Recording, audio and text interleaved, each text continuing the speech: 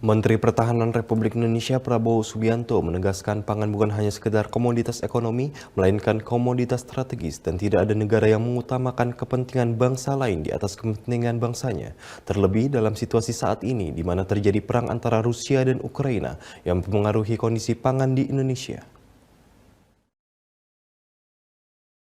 Menteri Pertahanan Republik Indonesia Prabowo Subianto menegaskan pangan bukan hanya sekedar komoditas ekonomi, melainkan komoditas strategis dan tidak ada negara yang mengutamakan kepentingan bangsa lain di atas kepentingan bangsanya.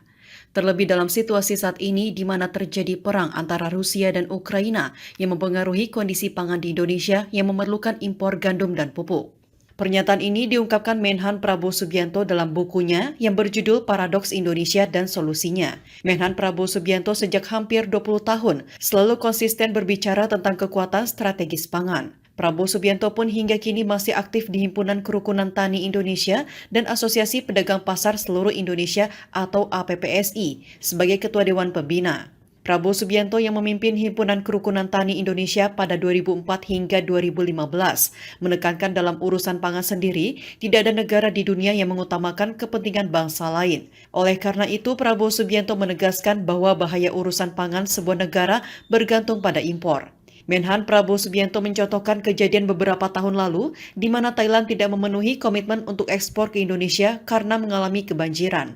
Tak hanya itu, menurut Menhan Prabowo Subianto, akhir-akhir ini pun banyak negara menghentikan ekspor pangan karena pandemi COVID-19 serta lebih mengutamakan kebutuhan warga masing-masing. Oleh karenanya diperlukan pengambil alihan risiko dari petani oleh negara. Petani juga perlu mendapatkan skala keekonomian dari usaha pertanian berskala besar. Prabowo Subianto baru-baru ini ketika menjadi narasumber dalam Rembuk Nasional dan Rapat Pengurus Pusat Pleno ke-1 Asosiasi Perguruan Tinggi Swasta Indonesia atau APTISI di Nusa Dua Bali pada Sabtu 2 Juli lalu juga mengungkapkan hal serupa.